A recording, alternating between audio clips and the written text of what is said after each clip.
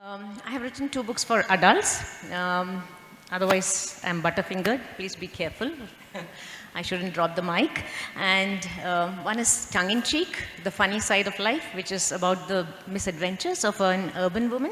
And the second is a fun travelogue, which came out only late last year, which is called Chuckleberry Spin, like Huckleberry Finn, Us in the US, about our first maiden trip to the US in 2018. Not just maiden, it was the first trip abroad, believe it or not.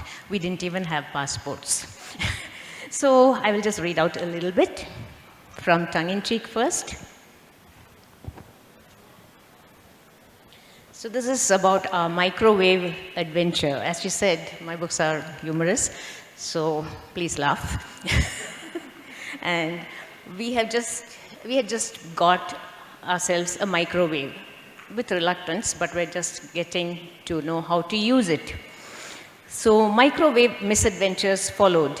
My friend, a great votary of the microwave, came home that night with a classy new bowl and popcorn kernels to celebrate my initiation into the microwave user group.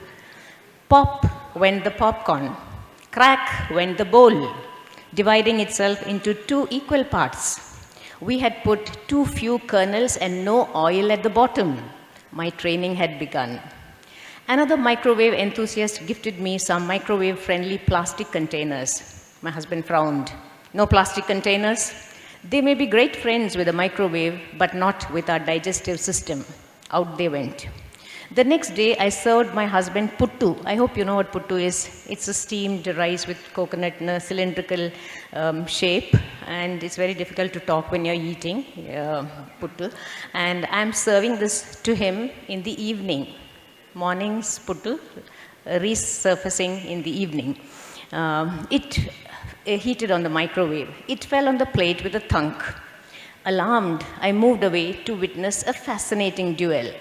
He put a spoon to it. It bounced and scampered gleefully to the other end of the plate. He used greater force. The spoon almost split the plate, for the puttu had rocketed to another corner.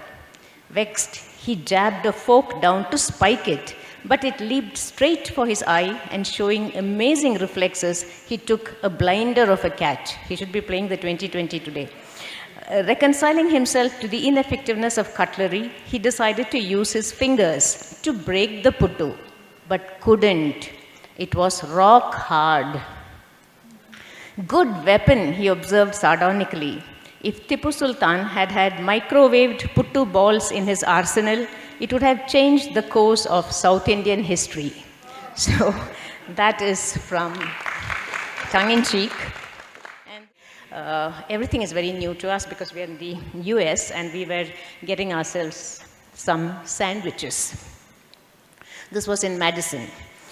So we got off at the University of Madison, bidding a warm goodbye to Steve. Steve is the driver of the bus we came in. From there, we went food hunting. We is my husband, I, and my son and daughter-in-law. Arpita took us to a nearby fast food outlet for sandwiches. Now, if you think buying a sandwich is the easiest task on earth, you have another think coming. For in the US, it is not a simple choice, but a multi-layered decision-making process that challenges the highest intelligence. You have to choose, auntie, said Arpita, going ahead. She calls me auntie. Mother-in-law is very daunting, it's better. I'm happy she's calling me auntie. I looked at the menu stuck on the wall and chose. I want a meat sandwich. And that started the elaborate gastronomical inquisition. That's perfect. The woman behind the counter gave a plastic smile. What kind of bread? Regular, brown, wheat, multigrain, toasted, or plain? Plain grain, I stammered, giving the 2 words I could recall, as nervous as I had been when I faced the PG Viva board. What kind of cheese do you prefer? Soft, hard, semi-hard, blue, processed? And the filling, what vegetables? Lettuce, tomato, onion, cucumber? I felt dizzy. What meat? Some eggs too? And sauce, ma'am? Tomato ketchup, chili, mayonnaise, white, blonde? By then I had a headache. An aspirin, that's what I want, I wish to tell her. And pink bread with green cheese, cauliflower filling, kangaroo meat, and auburn sauce. Let me see you get me that. I don't even remember what I finally got. Thank you. My dad is a farmer, so this one is very emotional and personal for me. A farmer sowing seeds is such a measured relationship. A farmer knows when to give attention and when to leave the crops alone to grow. Just like for art, one needs to give time and attention to seeds for them to take shape. In this sort of giving, one truly learns the art of attachment and detachment. And this one, so I'm a first-time author, so there was no real hardcore process for me to sit on a table and write. And this, I was taking an afternoon nap, and this came to my mind, and I quickly typed it on my Gmail draft on the phone because I have a very bad memory. So I felt it was so beautiful that I couldn't afford to lose it. And here it is for you. Some friendships are like water lilies. Everything happens under the surface, and it is the flower of friendship that is visible above. Do you have any such real connections in life?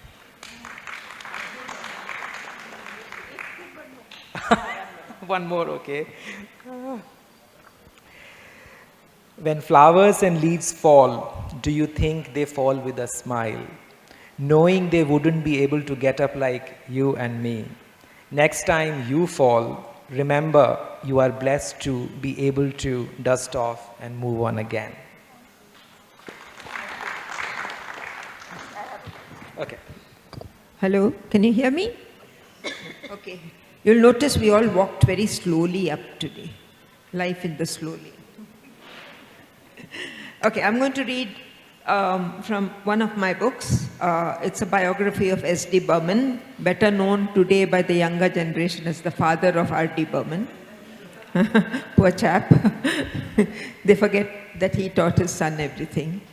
What I did was, because I wanted young people to read this book, I wrote it differently. I wrote it as fiction. So I'm going to read the first paragraph.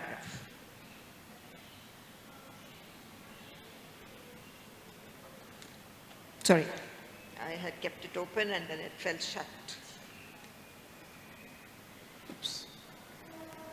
Yeah. So we're talking of S.D. Burman, okay? He missed being home, the green fields, the chatter of birds, the cries of men hawking their wares. Here, the very music of life was stilled, and he could not bear the silence. Yet he had no option. This was the way of princes, to learn, to study, and grow into fine men who could rule. And though his father should have been a ruler, but was not, though he himself would possibly never be a king, yet he was a prince. So here he was, Sachin Dev Burman, reverentially called Sachin Karta, living among other princes, learning geography and history and maths, and also learning somehow to be a prince. He wondered if knowledge could be thus imparted or princely demeanor thus learnt. The masters might know their subjects, but what could they possibly know of how to be a prince? And his mates, they were an unruly lot, used to getting their own way, boisterous, pushy, and loud. They intimidated the masters. He had little to say to them, or they to him. He was so different, lost in another world. At night, when the noise of the school finally stilled and others slept, he lay awake, his ears straining to hear the music that lay hidden in his mind. The sound of his father expounding on a note, letting a raga unfurl. The flute, as it played in the field nearby, as the farmer sat against a tree, the music soothing his tired limbs. Some nights he could swear he could hear Madhav chanting the sing-song slokas of the Ramayana under his breath as he worked, or singing them out loud in the evening. In fact, the music never really went away. Yet one morning, when it curled like smoke and played itself out, even as the master pointed out hills and mountains on a map on the classroom wall, he put his head down on the desk to fight back the tears. He longed for the home he loved, where his father would walk beside him along the warm stone floors under the sweeping arches of the palace, singing all the while. Or let him watch while he crafted and shaped along with the potters the wet clay to form the idols for the worship on puja. What was his father doing now, he wondered. Was he resting? Or was he with the gardeners, sliding the trowel into the soft soil, readying it for the plants that he would push into the earth? His home in Kumila, so full of things to do, to know, to see and feel. Not really so far from where he was, but for all he knew, Kumar boarding in Agartala could be on another planet.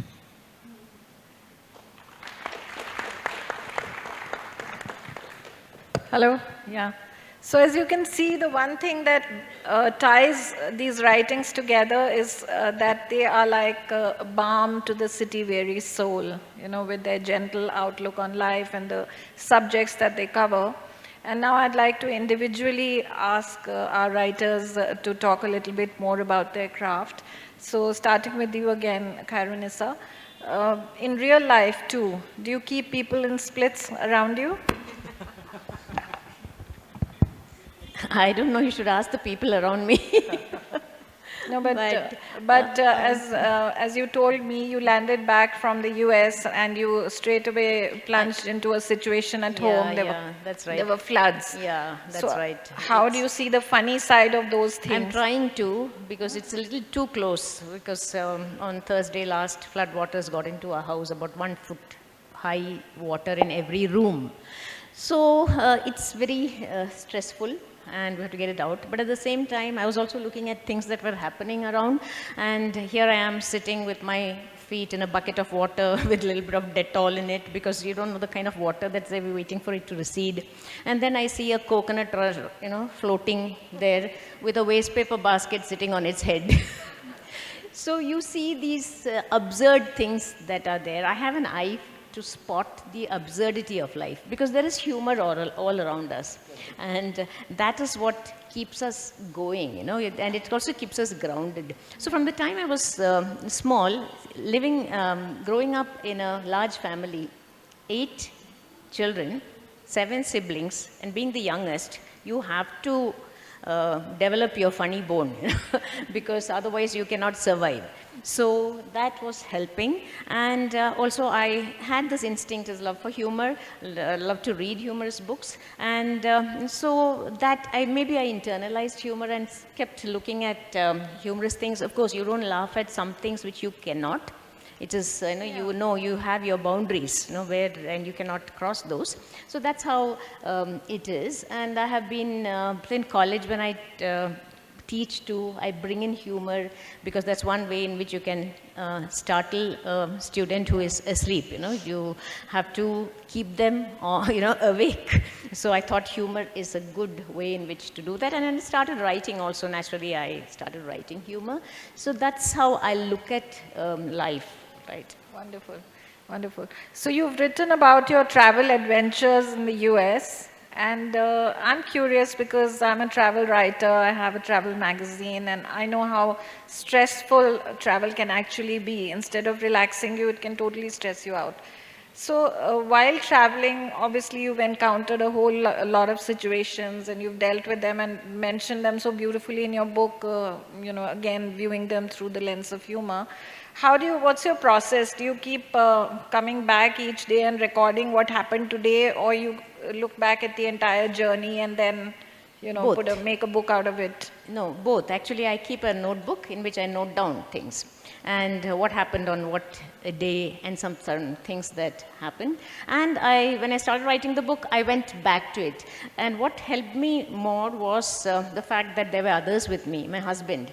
See, if you notice, my humor is a lot people are very thin-skinned these days, and humor also, it's mildly making fun, right? So people should be able to take it. So I know that people are thin-skinned, so I generally laugh at myself. And there's much about me that I can laugh at.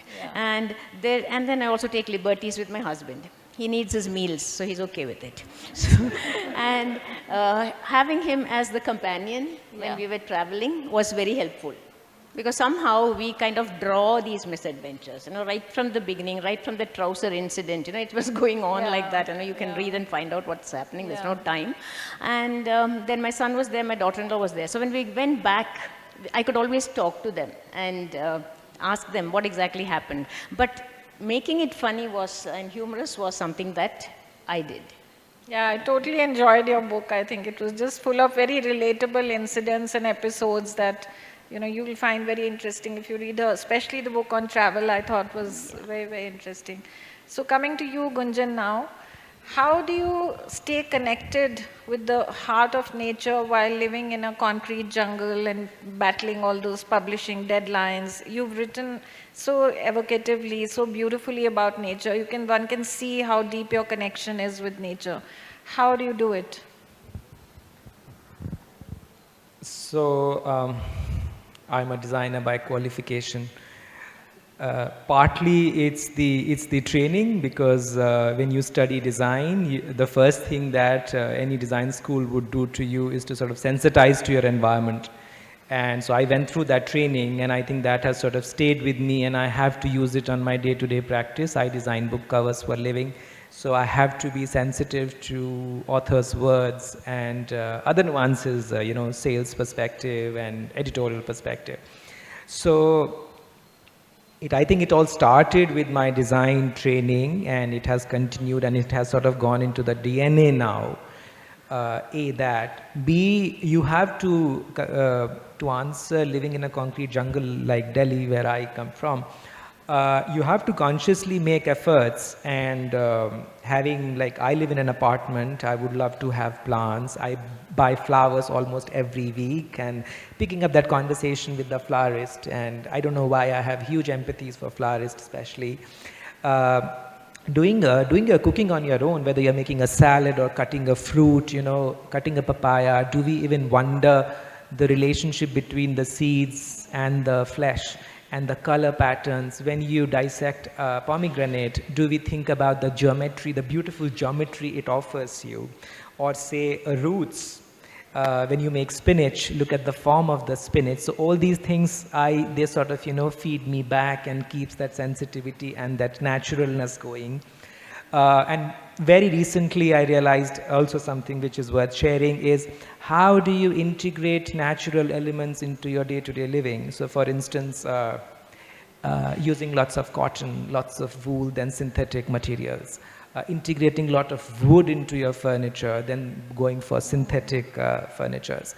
Like I said, having lots of flowers, lots of ceramics at home. So I completely detest plastic at home, even if I'm using microwave, Khyrunnisa. So that's how I think I keep myself in this mold, and it keeps me going in a place like Delhi. Wonderful, wonderfully answered. So this is your first book in the sense you've designed books before, but this is the first time you've written one. And when you started to write, you told me that it was during the pandemic. But what was your thought while writing this book? Did you imagine it to become such a beautiful work, or was it just for yourself that you were jotting down these reflections on nature? It was an accident. I think my career only, throughout my career I worked in publishing, but I never thought I'll do my own book. So it just happened purely as an accident during COVID times when I was at my parents' place. They live in the outskirts of a small town called Meerut, where we have our farms. I went to see them, and this is the first lockdown that came overnight. So in a way, I was stranded there. And I had a lot of time to myself because office work has cut down. So I would go to nature for these long walks, and I think I was heartbroken as well. So to sort of get some answers from nature and to seek hidden wisdom around it. And I realized, looking at how leaves are joined, how color pattern in flowers and textures, I felt, oh my God, after my NID days, I never really got time to reflect so beautifully and to observe and absorb so beautifully. And if I, being a creative person, has missed so much, imagine a non-creative person. And I think that's where, so I was doing these jottings back, so I would go for these walks, come back onto my table and do these scribbles and then write few lines. And in one of the conversations with my publisher, who was also my boss, she wanted to see what am I doing during COVID days, and I thought out of modesty she's asking me that, but she was serious, and I sort of refined it and sent a proposal, and they quite liked it, and it got published. So while I'm from Penguin, but I think my book went through the rigors of acquisition. So it was that's the honesty behind this project. Yeah, that's how. So I never thought really that one day I will do The a book. result is no doubt a beautiful, beautiful book which you can, you need to have a hot cup of coffee and you curl up somewhere cozy and you read it. It's that kind of book. It'll put you at ease, it'll relax you, it'll make you want to live life in the slow lane for a bit. Moving over to Sathya. Sathya, you've written about such great people. Your books are about, Satya has written the biographies of S.D. Burman, Jagjit Singh, Hari Prasad Chaurasia, among other greats. So what would you say is your greatest takeaway from these lives? I think biographies always teach us something. And I didn't imagine I would learn anything. I was just trying to record the lives of people whose work I admired. Yeah. And I was curious to know how did a Hariji become such an amazing flautist? What is it that makes him different from others? Why is he a world famous figure? Why is S.D. Burman's music so haunting and so hummable? Ditto with Jagjit. What is the magic in his voice? So this is how these books started happening. But right through all of them, but even Guru Dutt for that matter, through all of them you get this passion that keeps them, alive, burning. Literally they are like flames that burn. And as long as they are with their work, they are happy. Yeah. And they don't seek fame. They don't seek applause. They just want to be heard. They want to be appreciated. They want people, there's this lovely chapter in Sun Mere Bandhure where when he's very new to Bombay, S.D. Burman is saying, what is it about this man? He's talking about Naushad, okay? Why is it that everybody hums his songs and not my songs? Yeah? And he says, every song I make is very beautiful. I know it's beautiful, but they're humming his songs. And his songs are classical in spite of that. So one day, he realizes when he hears his servant humming that song. So he asks that servant, he says, what is it in that song that you like that you don't like in mine? He says, I can hum it. Oh. If I can hum it, it works for me. So then he realizes that it's pointless bringing all your classical knowledge into your compositions. You have to make it something that the reader or the listener can take and make his own. And that is when he makes his first hit, which is Hawa Mein Udta Jaye Mera Lal Dupatta Malmal.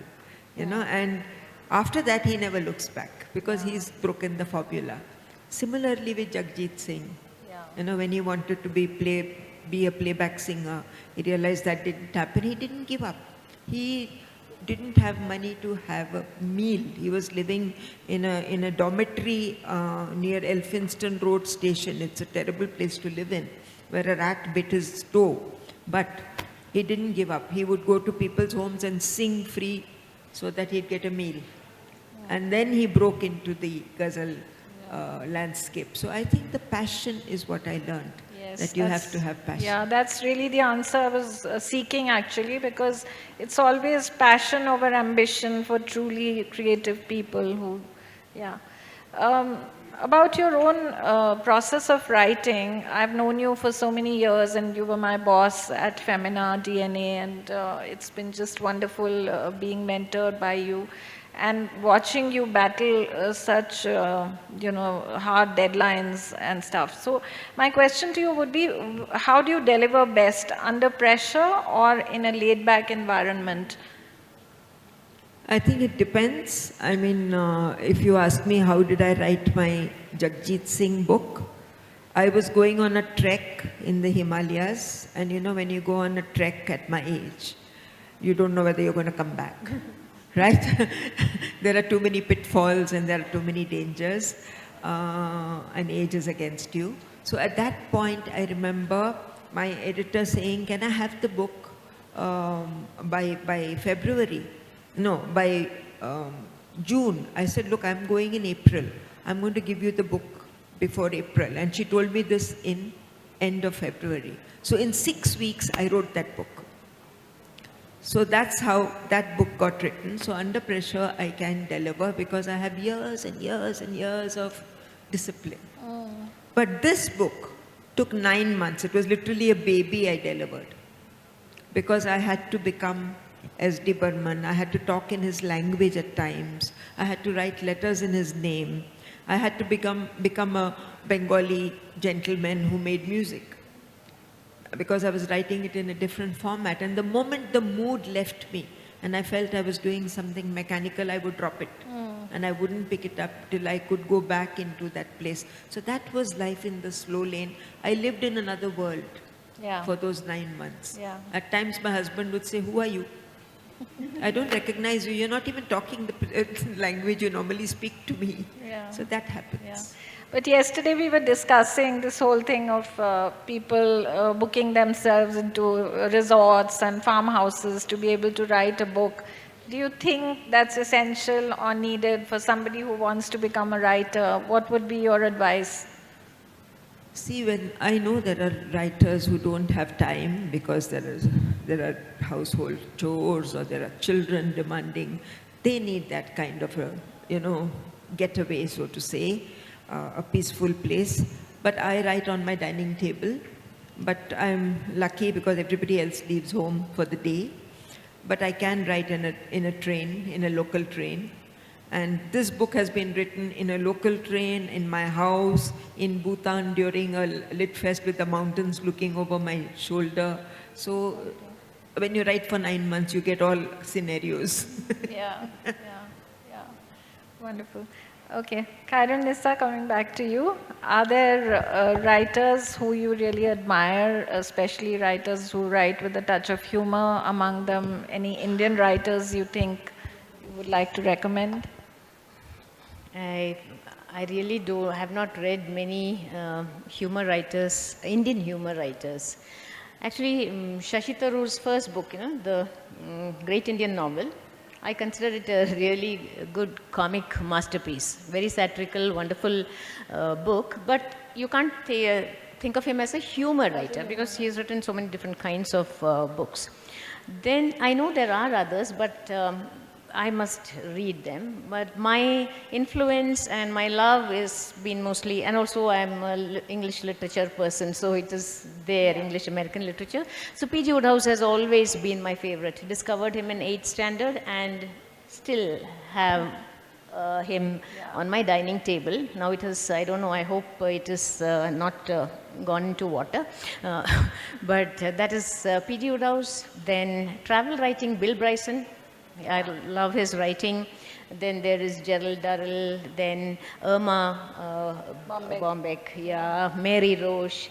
These are all my favorites. And you like and you find humor in many books. You can't say that humor is not there, but these people are essentially humor writers. From page 1 to the end, you have them writing humor. And Indian, of course, Khushwant Singh's joke books I used to read until I think now they have banned those books because of the Sardarji jokes. I'm so sorry about that. I feel very bad that this is happening. So that is how it is, and I will discover some Indian humor writers too. So the same question to you, are there artists and writers that you idolize or admire and whose work you draw inspiration from? It's a very broad spectrum, Shubhra, but if I have to narrow down, I think I borrow and learn from a couple of individuals.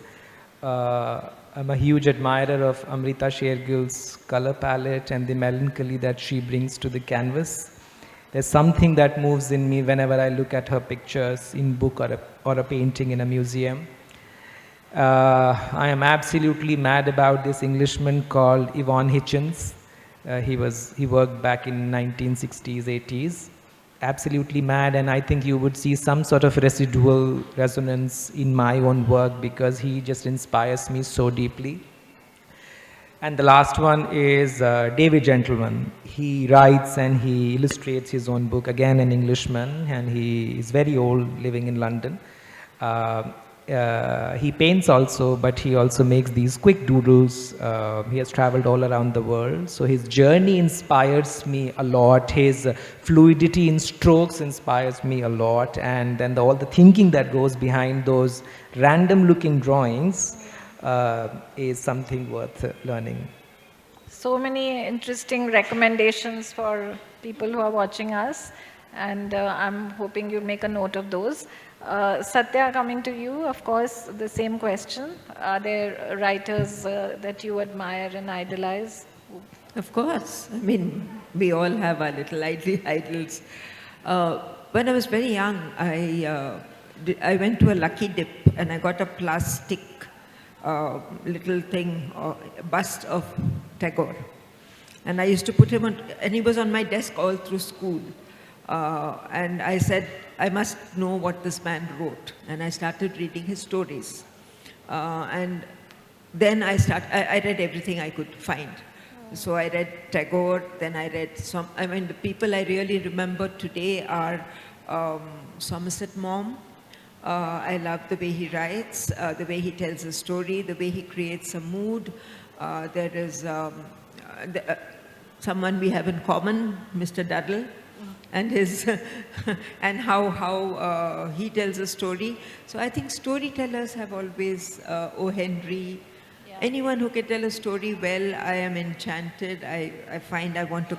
P.G. Wodehouse was someone from whom I learned to write slightly humorously. But poetry was what used to move me when I was young, and I was with the Romantics. I was completely lost in them. And Keats, I actually at one point fell in love with Keats. Yeah. I wanted him to materialize, and I wanted to be his Fanny, you know, the girl whom he loved. I wanted to be her. And it was a mad obsession because I read every word he said 25 times and said, I want to write like this. I want to be Keats. So that's how it is. And then when I was doing my master's, I discovered Emily Dickinson. Yeah. And I think Emily, to a certain extent, gave me a huge lesson in brevity of writing. How in 5 lines you can say what others may take a whole page to say. And that, I think, has been my most abiding influence in my writing. Yeah, yeah. I mean, I'm nowhere near Emily, but... Yeah. So, well, we are almost at the end of our conversation, but I think it would be nice if I could have you sum up your life's philosophy in a few sentences and think about it. I don't think I've shared this with you that I wanted to ask you, but how do you live your life, and what is your philosophy of life in essence? Well, if you want it in one sentence, I would say my philosophy of life is look at the bright side of life, but be prepared to run. That's a very good one. Yeah, yeah. Trust in God, but lock your car, something like that. Yeah. If I were to say, I would say there's so much of hidden wisdom all around us in nature, which brings a lot of hope and faith. And whenever in doubt, I go back to nature. So I'll invite all of you to look around carefully, observe and absorb mindfully for a better connection with you, with others, with nature, with the planet, and with life in general. Beautiful, beautiful. Yeah. I completely echo both of you. I think, yes, both of you have said something that's close to my own heart. But for me, I believe every day is a new day. It's on my WhatsApp line that I believe in. And I think I believe that one needs to give back more than one takes. We all take, we want to take, we have to take, but we need to give back. I think that's important. Wonderful. Yes. I think we are done here. If anybody wants to ask a question or if we are run out of time, I don't know. I think we still have 5 minutes, so if anybody would like to ask anything, please go ahead. If nobody is going to ask a question, I'm going to tell a story. That's also a great idea. Why don't you? Shall I? I'm going to tell a story. You know what I'm doing? I'm hard selling my books. Okay, this is Hari Prasad Chaurasia. We all know him. Yes? And this book again is written in a very readable manner. And I'm going to tell you a story which I call, it has little interludes. It's crafted like a song where you have the stahi and you have the antara. And then you have the interludes of music, so they have little stories as interludes. And I'm going to tell you a story about what happened when Lata Mangeshkar was chosen as one of the singer laureates at Tirupati, at the temple of Tirupati. Every year they choose 2 of them, and this one year she was chosen. So she went there, and she went with Hariji and a percussionist. And she was going to perform in front of the god. And the entire town was, fitted with loudspeakers, so everyone, all around the mountain, the hill city could hear her.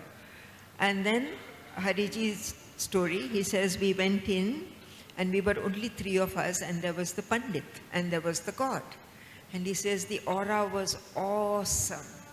And then it struck him, he told the Panditji, he is Krishna, Govinda, and I am Hari, the flautist. Can I put my flute at his feet? And you know how the Pandits are at Tirupati. No. If it touches your lips, how can it touch his feet? So he said, no, please. For me, it is a blessing I cannot live without. So they said, no. So Hariji said, okay, I will not play. He crossed his arms and he said, I will not play. If the flute is not blessed, it's not going to play today. And then the Pandit looked at Lata Mangeshkar and she said, I can't do anything about it. He's decided not to play. So then Panditji, being Panditji, thought, what are the repercussions? If he doesn't play, she may not sing. And what happens to all those loudspeakers? What happens to my job? He quietly took the flute, put it at Balaji's feet and gave it back to him. And Hariji smiled and played. So that's the story. Lovely story.